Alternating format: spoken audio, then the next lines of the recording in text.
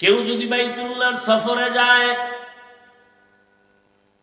গিয়া যদি প্রথম আল্লাহর ঘর বাইতুল্লাহর দিকে নজর পড়ে, প্রথম নজরে যে দোয়া করবে সাথে সাথে কবুল। এমন একটা দামি ঘর বাইতুল্লাহ, যেই দামি ঘর, ওই ঘরের এরিয়ার মধ্যে একবার যদি কেউ বলে আল্লাহ, একবার আল্লাহ বলার বিনিময় 1,00,000 বার আল্লাহ বলার সওয়াব। আতিনা ফি দারে দুনিয়া না হাসান, আতিনা ফি দারে উকবা না হাসান, ইয়া গিয়াসাল মুস্তাগীসিন ইহদিনা লাফতিখারা বিল উলুমে ওয়াল গিনা।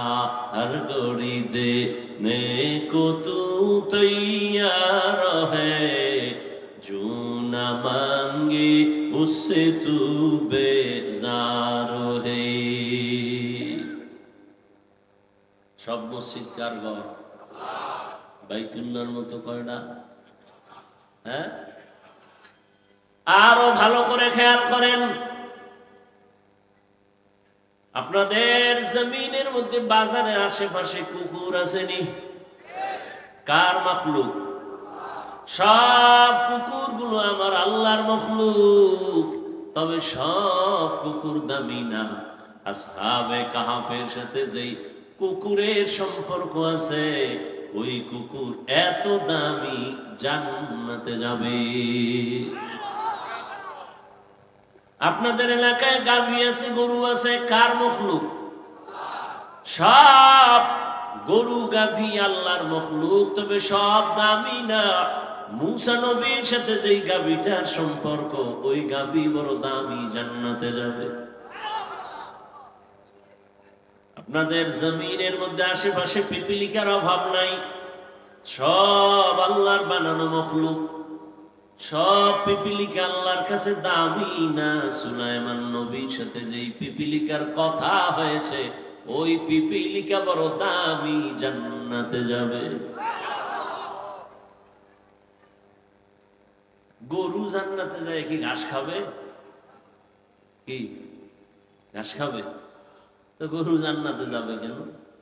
কুকুর জান্নাতে যাবে কেন? পিপিলিকা জান্নাতে যাবে কেন? রহমতের নবী যে উটের উপরে সফর করেছেন, সওয়ার হয়েছেন, আরোহণ করেছেন, ওই উট আল্লাহর জান্নাতে যাবে।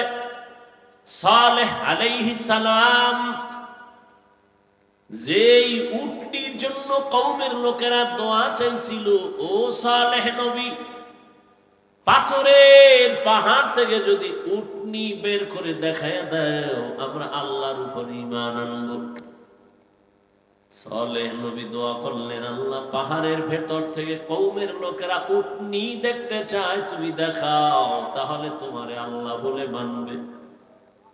নবী দোয়া করলেন, পাহাড় থেকে একটা উটনি বের হইয়া সালেহ নবীর সামনে, লোকের সামনে এসে বাচ্চা দিল। লোকেরা আল্লাহরে আল্লাহ বলে মানে নাই, সাথে সাথে আসমান থেকে একটা গজব আসছে, জায়গায় সব শেষ। ওই উটনি আল্লাহর জান্নাতে যাবে।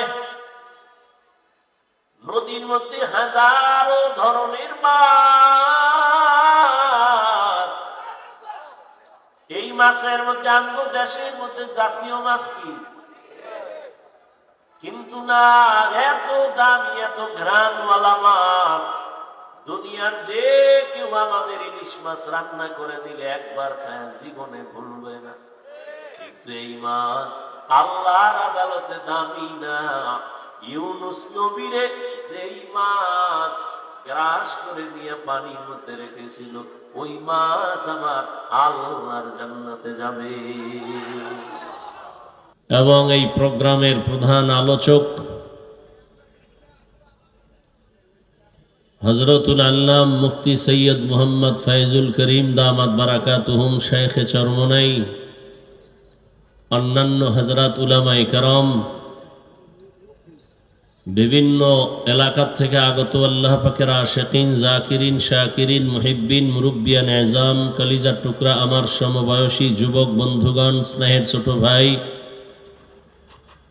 পর্দার আড়ালে মাইকের আওয়াজ শ্রবণরতা সম্মানিতা মা ও বোনেরা, আল্লাহ পাকের দরবারে শুকর। এই মোবাইলের লাইটগুলো জ্বালাও। এই বেটা, চালাইতে পারো না, মোবাইল লইছো কেন? আকামের দোকানদারি বয়ে বয়ে।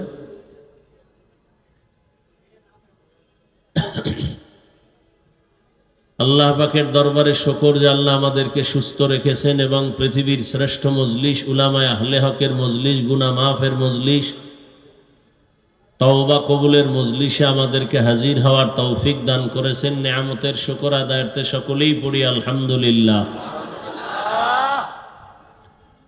দরুদ ও সালাম সৈয়দুল মুরসালিন, রহমতুল্লিল আলমিন, শফিউল মুজনিবিন, খাতামুন নবিয়্যিন, সৈয়দুস সাকালাইন, ইমামুল মুরসালিন, শফিয়ে আজম, রসুল আকরম, রহমত আলম, নবীল আরব আল আজম, हबीब किबरिया, अशरफुल अंबिया, सय्यदुल अंबिया, शफीअ महशर, साक़ी कौसर, आक़ाए नामदार, मदीना का ताजदार, आफ़ताब नबूवत, फ़ख्र मौजूदात, सय्यदुल मखलूक़ात, हज़रत मुहम्मदुर रसूलुल्लाह। সবাই আবার পড়েন সাল্লাল্লাহু আলাইহি। নবীর উপরে দরুদ পড়লে লাভ না ক্ষতি? একবার পড়ছেন 10টা গুনাহ মাফ হয়ে গেছে, 10টা নেক আমল নামায় যোগ হয়েছে। আল্লাহর দরবারে আপনার মর্যাদা 10 গুণ বেড়ে গেছে। আল্লাহ বেশি বেশি দরুদের আমল করার তৌফিক দান করেন। হাঁটতে চলতে উঠতে বসতে সবসময় দরুদের আমল করব ইনশাআল্লাহ। অনেক দামি, দুনিয়াতেও লাভ, আখেরাতেও লাভ। কমপক্ষে 300 বার দরুদ পড়া উচিত সবার। আল্লাহ আমাকে এবং আপনাদের সকলকেই আমল করার তৌফিক দান করেন। হযরত উলামায়ে কেরাম আলোচনা করেছেন, ইনশাআল্লাহ আগামীকাল পরশুদিনও আলোচনা চলবে। উলামায়ে কেরামের কথাগুলো সহি তরিকায় আমল করার তৌফিক দান করেন। উলামায়ে কেরামের ইজ্জতকে আল্লাহ বেশি বেশি বাড়ায় দেন। বিভিন্ন লেখার মাধ্যমে, বলার মাধ্যমে যারা উলামায়ে কেরামের বিরুদ্ধাচরণ করে, আল্লাহ এদের হেদায়াত দান করেন। আমি সংক্ষিপ্ত আলোচনার নিয়তে কোরআনে হাকিমের এক আয়াতে কারিমা, রসুলের হাদিস থেকে একটি হাদিসের অংশ পড়েছি। ইখলাস ও রুহানিয়াতের সমন্বয়ে সহি নিয়তে, সহি তরিকায় সহি কিছু কথা আমাকে বলার মতো, আপনাদেরকে শুনবার মতো আল্লাহ পাক তৌফিক দান করেন। ইয়া আইয়ুহাল্লাযীনা আমানুত্তাকুল্লাহ, আল্লাহ বলেন, হে মুমিন তোমরা তাকওয়া অর্জন করো তথা আমি আল্লাহকে ভয় করো। ওয়াকুনু মা'আস সাদিকিন, এবং সত্যবাদী যারা এদের বন্ধু হয়ে থাকো।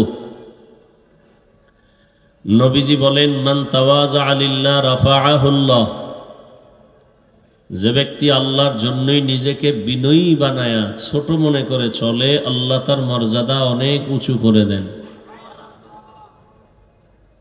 দুনিয়াতে আল্লাহ মানুষ সৃষ্টি করার আগেই মানুষকে সৃষ্টির শ্রেষ্ঠ মর্যাদা দিয়েছেন। কিয়ামত পর্যন্ত, কিয়ামতের দিনই মানুষ থাকবে শ্রেষ্ঠ। মানুষের মতো সৃষ্টির শ্রেষ্ঠ মর্যাদার কোনো প্রাণীকে আল্লাহ দেন নাই। 24টা ঘন্টার প্রতিটি মুহূর্ত ফেরেশতারা আল্লাহর গুণগান তসবিহ পড়ে। 1 সেকেন্ডের জন্য ফেরেশতারা আল্লাহর গুণগান থেকে গাফেল না। সেই ফেরেশতারা আল্লাহর কাছে এত শ্রেষ্ঠ না, আল্লাহর কাছে মানুষ যত শ্রেষ্ঠ, মানুষ যত দামি। আরো পিছনে না, আমার লাগবে না, সরব।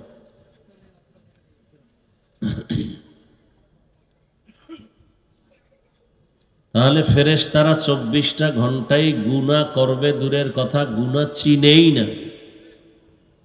এরপরে এরা শ্রেষ্ঠ? কথা বলেন, ফেরেশতারা শ্রেষ্ঠ? কিসের সৃষ্টি?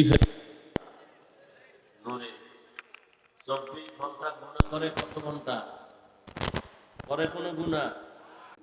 চাইলেই গুনাহ করতে পারবে, মনে চাইলেই দাড়ি কাটবে, মনে চাইলেই মসজিদ বাদ দিয়ে মন্দিরে যাবে, মন চাইলেই সে সুদ ঘুষ খাবে। এরপর ওই মানুষকে আল্লাহ পাক সৃষ্টির মধ্যে শ্রেষ্ঠ মর্যাদা দিয়েছেন। তাহলে মানুষ তো জন্মগত বা সৃষ্টিগত ভাবেই শ্রেষ্ঠ। আর রসুল যে বললেন বিনয়ী হয়ে চললে, ছোট হয়ে চললে আল্লাহ মর্যাদা বাড়াবেন, তার মানে কি?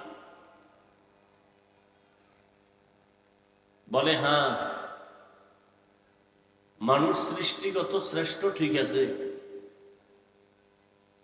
তারপরেও পরস্পরে মানুষ একে অন্যের তুলনায় দুর্বল।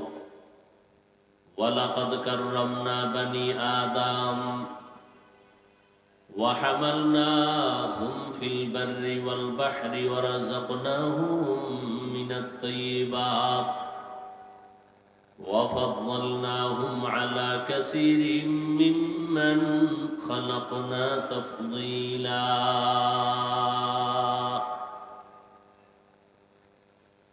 বনি আদম বড় দামি। আল্লাহ তাআলা বলেন আমি তাদের জন্য জমিন ও পানির মধ্যে চলার মতো সুব্যবস্থা করেছি।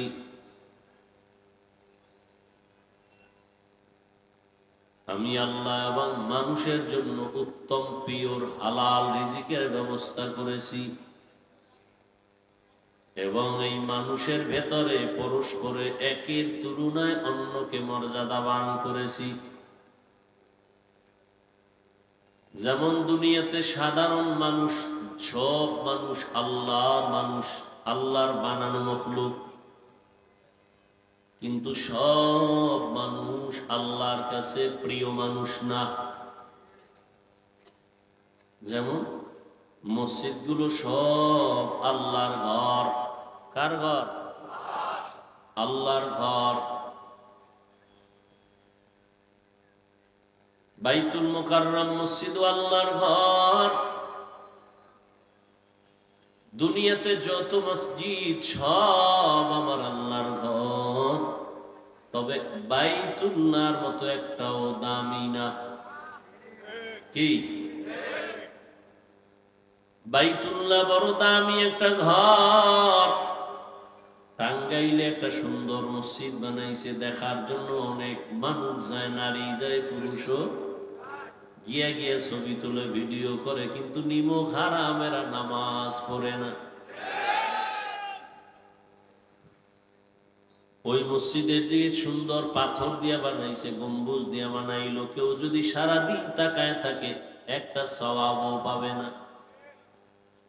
কিন্তু আল্লাহর ঘর বাইতুল্লাহ এমন এক দামি ঘর, এক নজর দিয়া বান্দা যতক্ষণ তাকায় থাকবেন আমল নামায় শুধু সওয়াব আর সওয়াব। কেউ যদি বাইতুল্লাহর সফরে যায়, গিয়া যদি প্রথম আল্লাহর ঘর বাইতুল্লাহর দিকে নজর পড়ে, প্রথম নজরে যে দোয়া করবে সাথে সাথে কবুল।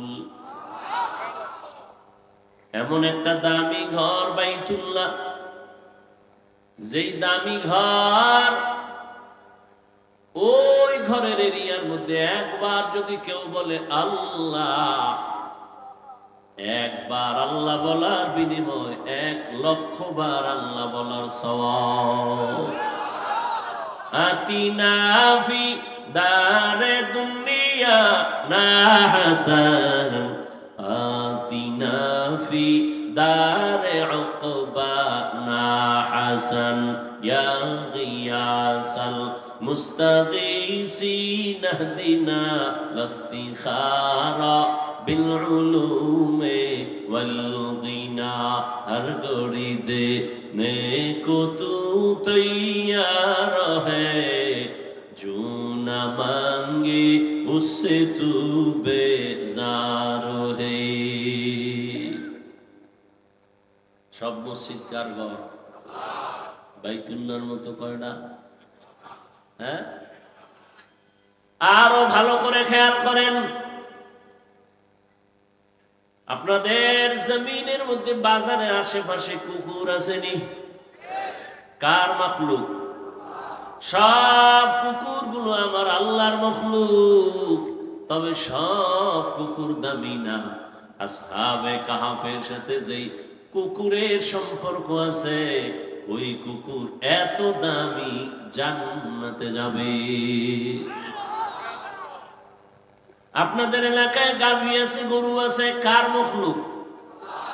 সব গরু গাভী আল্লাহর মখলুক, তবে সব দামি না। মূসা নবীর সাথে যেই গাভীটার সম্পর্ক, ওই গাভী বড় দামি, জান্নাতে যাবে। আপনাদের জমিনের মধ্যে আশেপাশে পিপিলিকার অভাব নাই, সব আল্লাহর বানানো মখলুক। সব পিপিলিকা আল্লাহর কাছে দামি না। সুলাইমান নবীর সাথে যেই পিপিলিকার কথা হয়েছে, ওই পিপিলিকা বড় দামি, জান্নাতে যাবে। গরু জান্নাতে যায় কি ঘাস খাবে? কি ঘাস খাবে? তো গরু জান্নাতে যাবে কেন? কুকুর জান্নাতে যাবে কেন? পিপিলিকা জান্নাতে যাবে কেন? রহমতের নবী যে উটের উপরে সফর করেছেন, সওয়ার হয়েছেন, আরোহণ করেছেন, ওই উট আল্লাহর জান্নাতে যাবে। সালেহ আলাইহিস সালাম যেই উটটির জন্য কওমের লোকেরা দোয়া চাইছিল, ও সালেহ নবী, পাথরের পাহাড় থেকে যদি উটনি বের করে দেখায় দাও, আমরা আল্লাহর উপর ঈমান আনব। সালেহ নবী দোয়া করলেন, আল্লাহ, পাহাড়ের ভেতর থেকে কওমের লোকেরা উটনি দেখতে চায়, তুমি দেখাও, তাহলে তোমারে আল্লাহ বলে মানবে। নবী দোয়া করলেন, পাহাড় থেকে একটা উটনি বের হইয়া সালেহ নবীর সামনে, লোকের সামনে সব বাচ্চা দিল। লোকেরা আল্লাহরে আল্লাহ বলে মানে নাই, সাথে সাথে আসমান থেকে একটা গজব আসছে, জায়গায় সব শেষ।